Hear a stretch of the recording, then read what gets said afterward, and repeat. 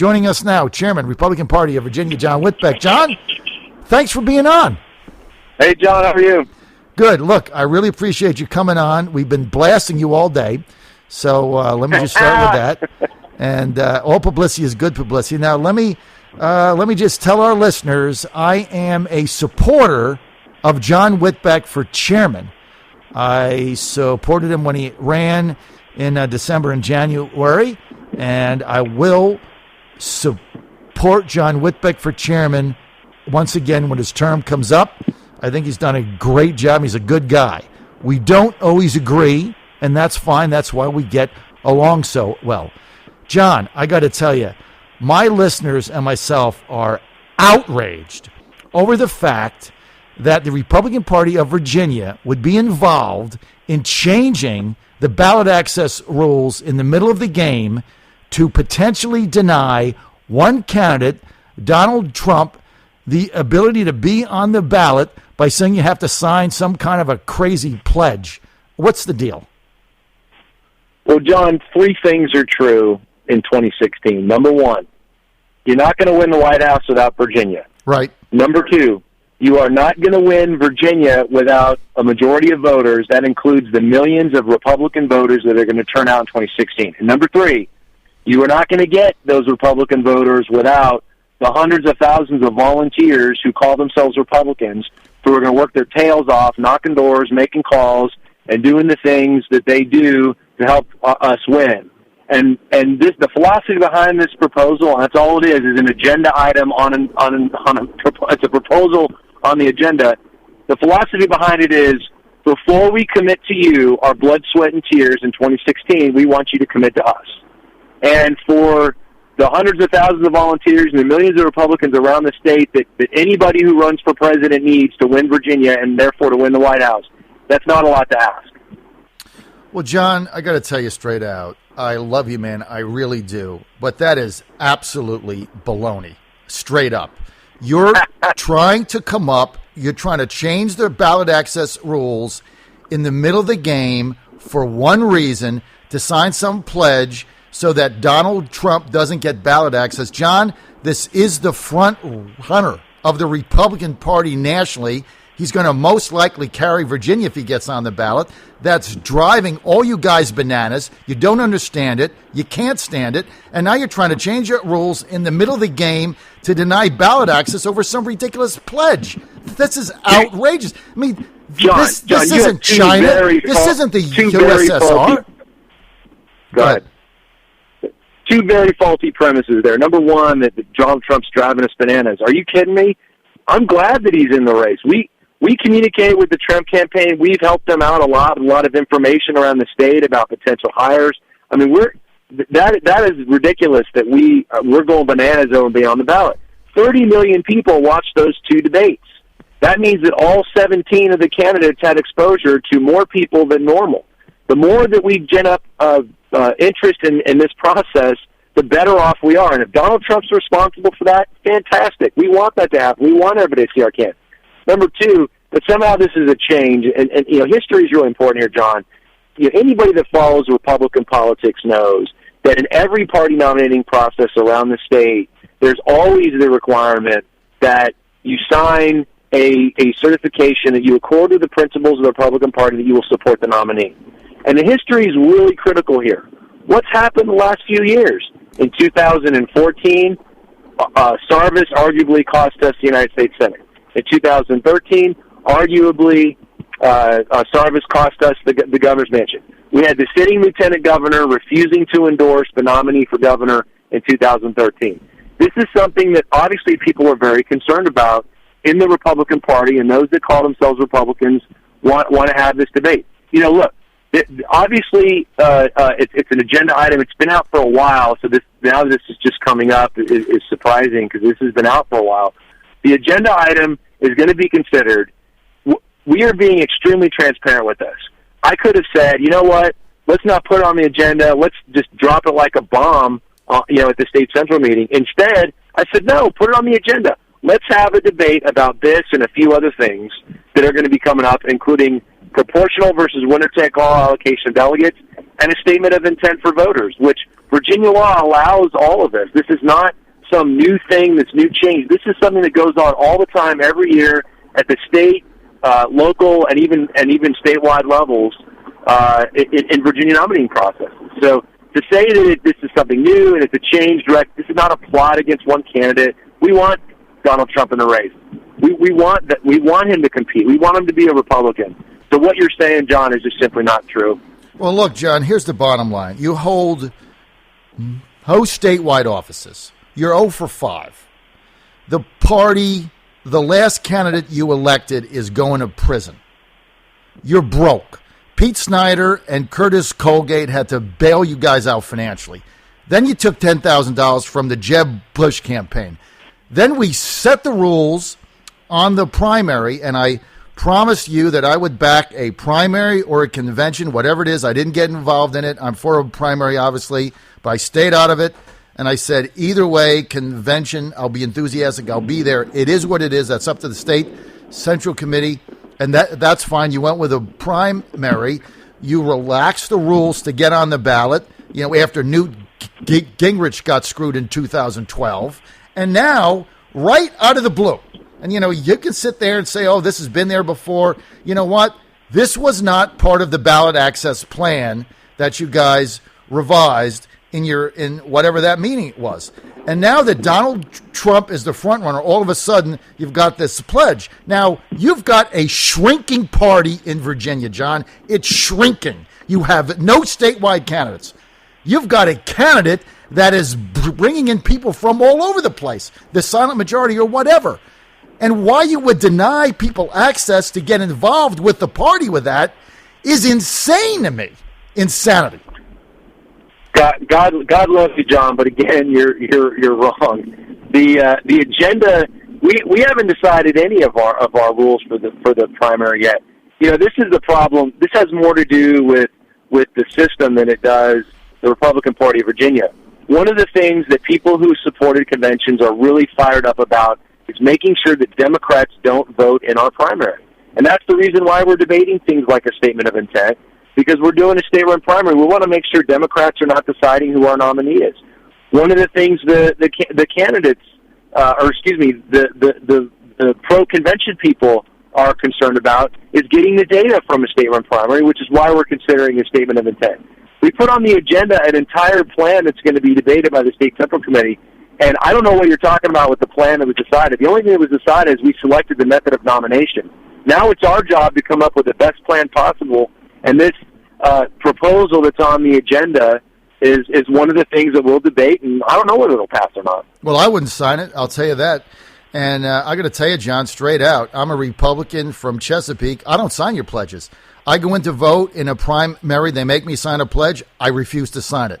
I go in and register at a convention. They make me sign a pledge. I don't sign it. Now, you want to throw me out? You want to throw Ann out? You want to throw my 87-year-old mom out because we aren't going to sign your stupid pledges?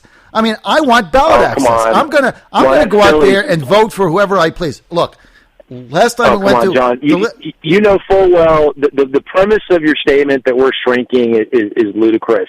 If anything, the Republican Party is expanding every day. Have you seen the candidates that we nominated this year? They are absolutely amazing. Tony Pham in Henrico County is a refugee from communist Vietnam who's now quite possibly going to be the next Commonwealth attorney. Nancy Dye down in Roanoke is a physician entrepreneur who's going to take a seat away from the Democrats. You got Chung Win up in the 87th district and David Ramadan's district running. This is a guy who's a Harvard-educated lawyer. You got Jennifer Cronus in the Drainsville district. You got guys and men and women all over the state that are expanding the party, bringing new communities.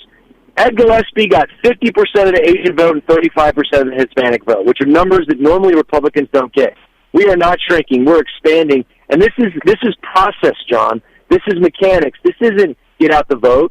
This is mechanics, and nobody's excluding anybody. It's an agenda item that's going to be debated. We're being transparent about it. We're making sure everybody's getting it. Well, transparent or not, limiting ballot access to the front runner right now who's bringing thousands and thousands of people into the fold you would think that you would be so excited to have somebody that could get on the ballot in Virginia and bring all these new people in that have not been participating in the past, that would go into your database and everything else, and just get people involved in the Republican process. Why you would even be considering some kind of a ballot limitation process based on signing a pledge, which Mr. Trump has already said he isn't going to sign. So basically, if you pass that, you're going to deny him the ballot. Instead of us right now talking about all these great candidates, we're on the phone talking about another ploy by the Republicans to take people off the ballot. How does this make any sense? Well, John, it's not a ploy to take people off the ballot. And in fact, the premise of it is Republican 101.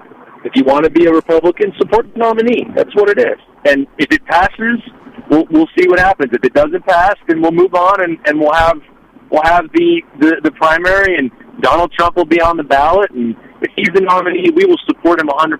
I personally will work as hard for him as anybody else. We treat everybody the same, everybody fairly. Everybody will have the same rules.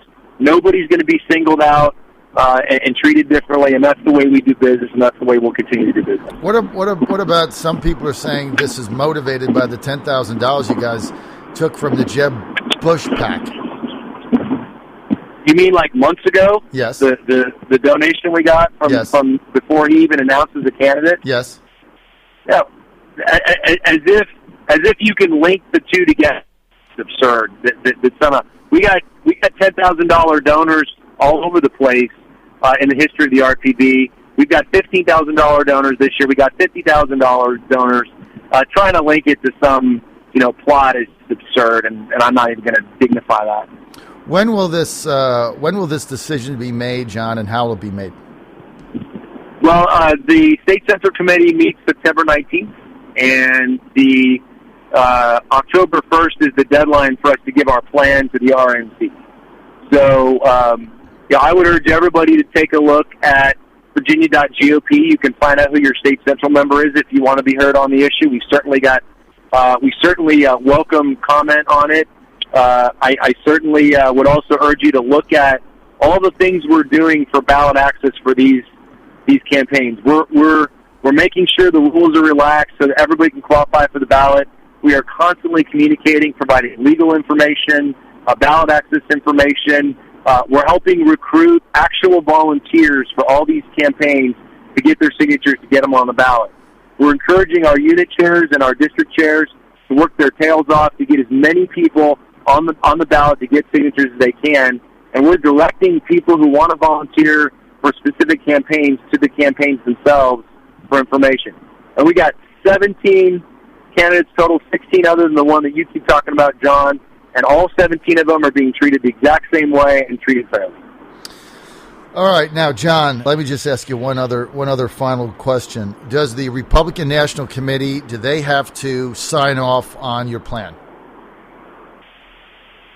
The RNC has to sign off on parts of the plan, but not all of it. In fact, the only thing they really do is take a look at the plan, and they send it to the Credentials Committee and other committees at the National Convention, and generally any objections they would have are taken up in committee and voted on. So it's not like the chairman of the RNC or the staff over there just reject a plan or approve a plan. The plan is filed and then it's dealt with by the Republican National Convention and the different committees of activists and leaders around the country that serve on those committees. So, but we will, of course, be communicating with the RNC to make sure that our plan is compliant with the rules, because the last thing we want is any of our delegates to be stricken because we didn't do the right thing in terms of the rules. So how many people are on State Central? What is it, 85? There's 83 people that vote. There's including myself on State Central that will make decision, and of course you have some other non-voting positions, ex officio positions, and whatnot. All right, so you got basically 83 people that are going to make this decision because you put it in the proposal. Now, you got to take responsibility, John, for putting it in the proposal. You can sit there and say, well, it's just a proposal. It's not been voted on, but somebody had to put it in there. So you put it in there. Absolutely. I absolutely put it on there, and I stand by that, John, 100%. Would you rather the people that requested this be on the agenda, would you rather me have not put it on the agenda, have them show up at the meeting and make a motion to do this and have nobody have any notice of it? None of the campaigns know about it. Instead, it's going to be talked about and vetted for the next few weeks, and that's great. That's exactly what should happen, is the Republican Party be transparent in what its business is going to be conducted. I absolutely put it on the agenda. Well, here's the issue. I should have. I would have not been doing my job. I am the chairman of the Republican Party. It is my job to do what's best for the party, not one particular candidate, not 17 particular candidates. It's what's best for the party and the eventual nominee. And what's best for the party and the eventual nominee is to make sure that Republicans around the state and our state central members know exactly what's going to be discussed, that all the campaigns get all their questions answered, that we over-communicate with them like we have, and we are as transparent and cooperative as possible and helpful as possible with every campaign, because we want all 17 of them on the ballot. And by God, if I have anything to say about it, they all will be. I'll concede that it is your job if that's been brought up. So I concede that. That was a good answer, by the way. So that makes sense to me. I'll concede that. But here's the deal. You got 83 people on the state central, and this isn't like convention. We don't do the convention. You had all the Rand Paul backers, wanted the convention. La Savita was in there lobbying people. He's his consultant.